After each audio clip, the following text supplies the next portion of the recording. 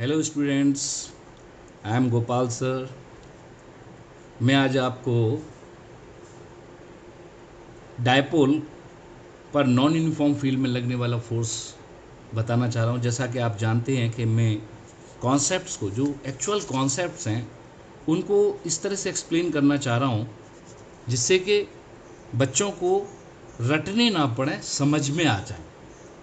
और उसी प्रयास को मैं आगे बढ़ाने की कोशिश कर रहा हूँ।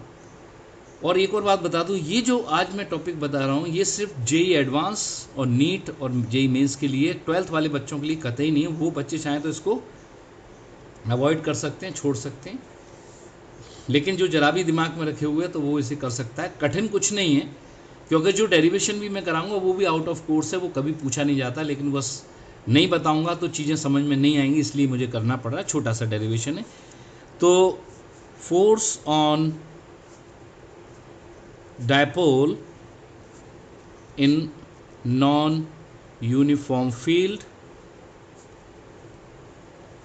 देखिए बेटा, ये एक नॉन यूनिफॉर्म फील्ड, मैंने कोई भी नॉन यूनिफॉर्म फील्ड, और मैं इसका सिंपलेस्ट वाला डेरिवेशन है वो यूज़ करूँगा। जनरल नहीं करूँगा, मैं एक स्पेशल केस लेके चलूँगा जिससे कि समझ में जल्दी आ जाए, क्योंकि वो डेरिवेशन हमारे सिलेबस में नहीं है। माइनस क्यू चार्ज, ये plus Q charge. Actually dipole, जब शॉर्ट डायपोल होते हैं तो उनमें चार्जेस नहीं गिवन होते हैं, डायपोल मोमेंट हमें पता होता है बस। तो ये चार्ज तो आपकी समझाने के लिए, आपको समझाने के लिए मैंने यहाँ पे चार्जेस दिखा दिए हैं। वैसे डायपोल मोमेंट मुझे जो नोन है that is dipole moment P, उसका मैग्नीट्यूड और उसकी डायरेक्शन, बस ये दो चीज़ें पता है।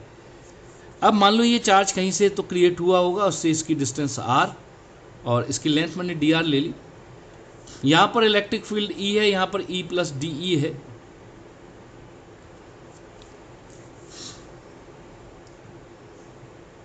तो force on minus Q charge कितना होगा?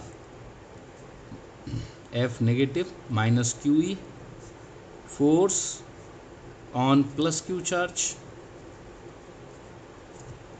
F positive plus E plus D E. Net force is equal to F negative plus F positive.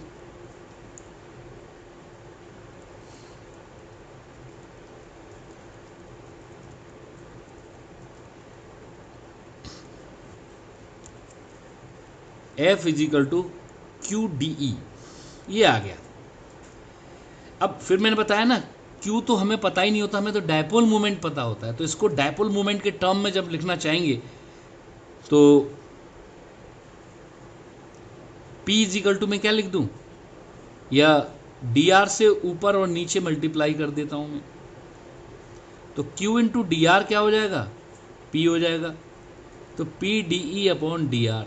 तो हम यही फॉर्मूला यूज़ करते हैं, F is equal to P D E upon D R. ये फॉर्मूला हमें बहुत कुछ समझा रहा है। यहाँ पर क्या क्या समझा रहा है ये देख लीजिए। अगर मैं ये कह देता हूँ if E is constant uniform, that is uniform. अगर ई यूनिफॉर्म है तो D E upon D are zero हो जाएगा और फोर्स भी क्या हो जाएगा? जीरो। तो पुरानी बात बिल्कुल प्रूव हो गई कि साहब यूनिफॉर्म फील्ड में तो फोर्स क्या होता है? जीरो। और टॉर्क, टॉर्क उसमें आपको मालूम है, अगर थीटा पी साइन थीटा होता है, थीटा जीरो तो जीरो। तो टॉर्क किसी भी फील्ड में टॉर्क जीरो भी हो सकता है, नॉन जीरो भी। लेकिन फोर्स यूनिफॉर्म फील्ड में हमेशा जीरो और नॉन यूनिफॉर्म फील्ड में नॉन जीरो आता है, क्योंकि जब ई अगर कांस्टेंट नहीं है तो D upon D are zero नहीं होगा। हो सकता है किसी पर्टिकुलर पॉइंट पे ऐसी प्रॉपर्टी नॉन यूनिफॉर्म फील्ड में मिल जाए तो वहां जीरो हो जाएगा, लेकिन इन जनरल नहीं होता है। तो अब नीट में जो बच्चों से क्वेश्चन पूछे गए हैं तो मैं उनको लिख देता हूं। Therefore force on A dipole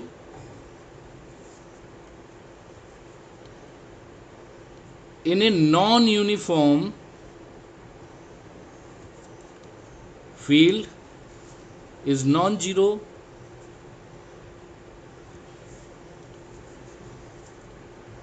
torque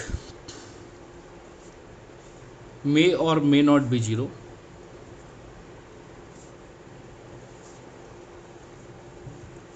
कब जीरो होगा कब नहीं होगा इसके लिए मैं बता देता हूँ। मान लो आपकी ये फील्ड नॉन यूनिफॉर्म फील्ड दोनों एक ही जैसे केस हैं।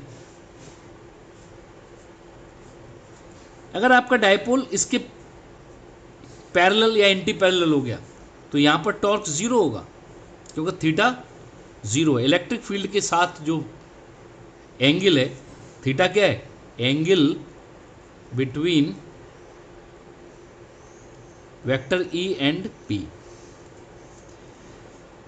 तो टॉर्क जीरो हो जाएगा।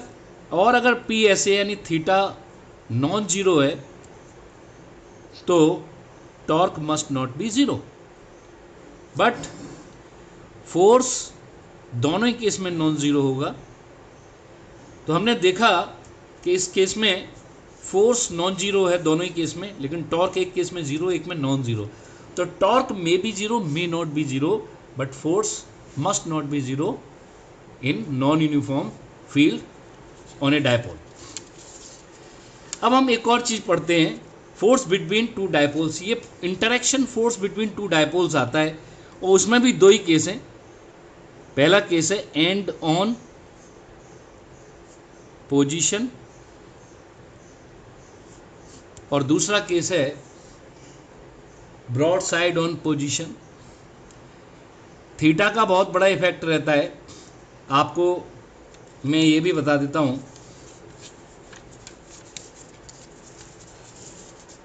कि जो ये फोर्स था, ये फोर्स ये हमने माइनस क्यू इधर लिया था प्लस क्यू इधर लिया था। अगर उल्टा ले लेते तो माइनस हो जाता। यानी अगर हम जनरल बात करें तो यहाँ पर एक कॉस थीटा, अगर एंगल थीटा बन रहा है तो कॉस थीटा टर्म और आता है।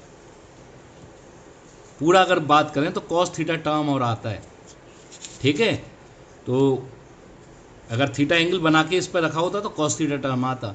और यही अगर थीटा की वैल्यू 90 हो जाती तो फोर्स मतलब 180 के लिए फोर्स क्या हो जाता, नेगेटिव। 90 में भी लेकिन जीरो नहीं होगा फोर्स। 90 में एक इस तरफ एक इस तरफ, तो इनका रिजल्टेंट एक इस तरफ और एक इस तरफ, एक कंपोनेंट तो ज़ीरो नहीं हुआ। इसमें दो कंपोनेंट आते हैं, एक कॉस का भी आता है एक साइन का भी आता है। तो जो पैरेलल है, पैरेलल या एंटी पैरेलल, उसमें हम बता दें एंटी पैरेलल में यही निगेटिव हो जाएगा। बस मैं लिख देता हूँ, क्योंकि थोड़ा सा इसका एक्चुअल फॉर्मूला कॉम्प्लिकेटेड है तो यहाँ पर उसको सिंप्लीफाई मैं नहीं करना चाह रहा, पर मैं इतना ज़रूर बता देता हूँ कि अगर डायपोल को रिवर्स रख देंगे तो फोर्स की साइन भी रिवर्स हो जाएगा, नेगेटिव हो जाएगा। बस इतना याद रखो। तो मैं इसके एक्चुअल फॉर्मूले से बचाना चाह रहा हूँ खुद को भी और आपको भी। तो बीएससी वगैरह में ये पढ़ने को मिलता है, वहाँ पर हम इजीली पढ़ लेते हैं इस चीज़ को। वहाँ एक बड़ा सा फॉर्मूला है, उसी को हम सिंप्लीफाई करते हैं यहाँ के लिए। लेकिन हम चूँकि आप लोगों के स्तर पर जा कर के हमें करना है तो हम उस चीज़ को अवॉइड कर रहे हैं, हम उसको बच रहे हैं उससे। तो आप बिल्कुल उसको छोड़ दीजिए, कोई कॉस वॉस कंपोनेंट मत लगाओ उसमें भी। कभी ऐसा आएगा, वैसे ऐसा है नहीं, बस जितना मैंने क्वेश्चन बताया बस उतना ही पूछा जाता है। एंड ऑन पोजीशन में क्या होता है, माइनस क्यू प्लस क्यू एक डायपोल है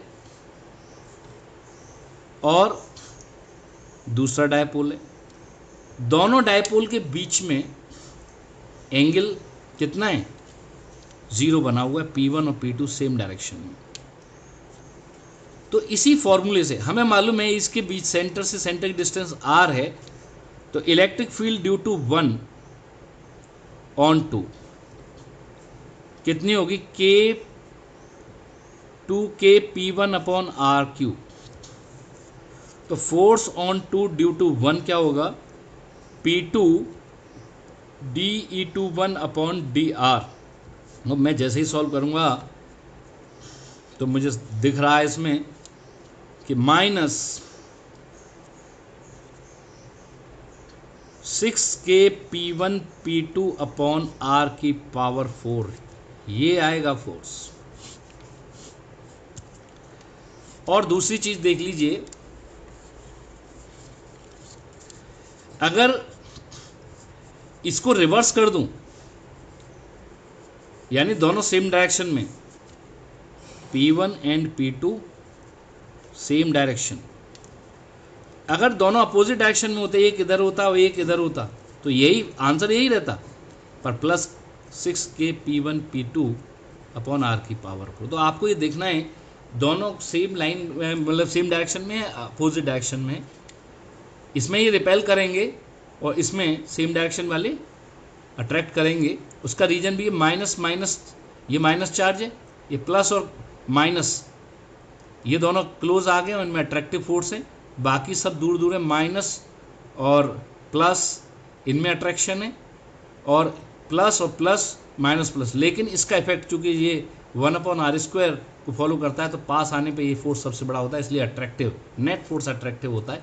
कोई बच्चा पूछता है, क्योंकि ये चीज़ें आगे जब हम मटेरियल के बारे में पढ़ते हैं, उसकी पोटेंशियल एनर्जी के बारे में पढ़ते हैं, मॉलिक्यूल की, वैसे इंटरमॉलिक्यूलर फोर्सेस के बारे में पढ़ते हैं, वो अट्रैक्टिव नेचर के कब होते हैं, कब रिपल्सिव नेचर के होते हैं, तो वहाँ इन चीज़ों की हमें ज़रूरत पड़ती है कि वहाँ डायपोल है, दोनों तरह के फोर्सेज हैं, तो कोई चीज़ अट्रैक्ट ही क्यों कर रही है, कोई रिपेल क्यों कर रही है, तो वो वहाँ पर भी थोड़ा सा इसका ज़रूरत पड़ेगी। अब हम एक और चीज़ कर लेते हैं, अगर ये ब्रॉड साइड ऑन पोजिशन में होते, तो ब्रॉड साइड ऑन पोजिशन,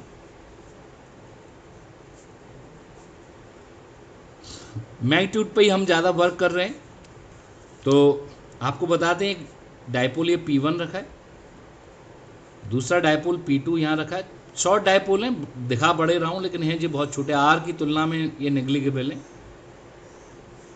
तो आपको मालूम है कि जो इलेक्ट्रिक फील्ड है उसकी डायरेक्शन इसके ठीक अपोजिट है, तो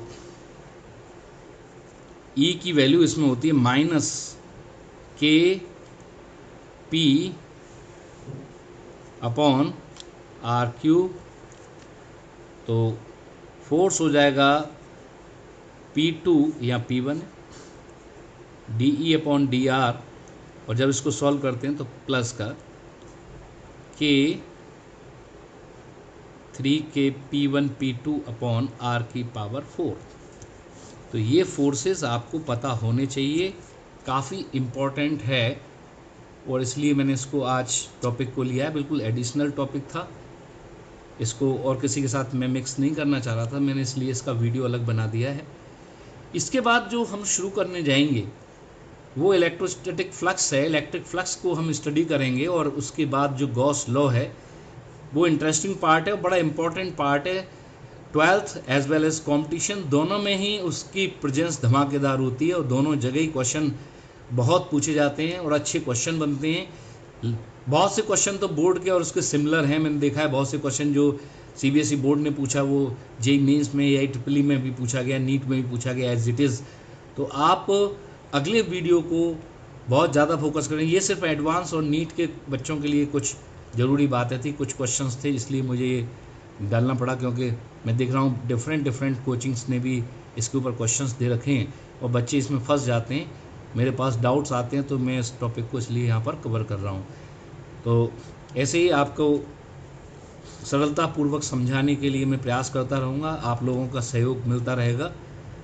तो इसी तरह से और मैं कुछ और भी प्रयास करूँगा, और कोई सजेशन हो, किसी को लगे कि इस तरह की दिक्कत आ रही है या कोई चीज़ समझ में नहीं आ रही है, तो मुझे प्लीज़ मुझे जो इस चीज़ की इन्फॉर्म ज़रूर कर दें। उसके लिए आप मेरे टेलीग्राम पर एजुमाइन क्लासेस को ज्वाइन कर सकते हैं। तो वहाँ पर आपको अगर DP भी चाहिए, कोई क्वेश्चन का डाउट चाहिए, वो भी आपको मिल जाएगा, और जो भी जिस तरह की भी आपको प्रॉब्लम आ रही है, समझने में अगर कोई दिक्कत हो रही है, तो आपको उसके लिए भी मुझे बताओगे, तो मैं आपको उसका कोई दूसरा तरीका भी बताने का प्रयास करूँगा। तो आप चैनल को सब्सक्राइब करते रहिए और मुझे प्रोत्साहित करते रहिए, और ये फ्री ऑफ कॉस्ट एजुकेशन का जो मैंने अपनी तरफ से प्रयास करना शुरू किया है उसको सार्थक बनाइए। और मैं वादा करता हूँ कि आप लोगों को फिज़िक्स को बहुत ही ज़्यादा इम्प्रूव करूँगा मैं, और जो भी टफ़ चीज़ें हैं उनको भी मैं इम्प्रूव कर दूँगा, क्योंकि मैं उसका सरल तरीका जानता हूँ कि कैसे बच्चे को इजीली सरलतापूर्वक समझाया जा सकता है। Thank you very much.